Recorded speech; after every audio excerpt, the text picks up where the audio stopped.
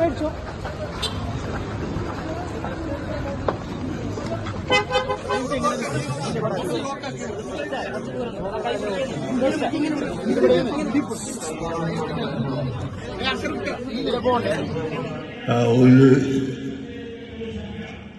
പിന്നെ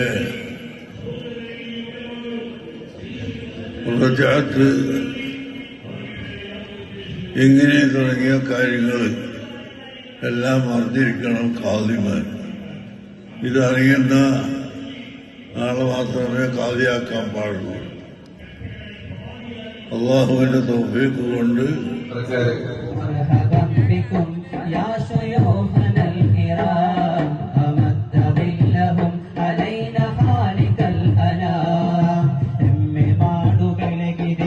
സുന്നി ക്രാന്തി മുടങ്ങി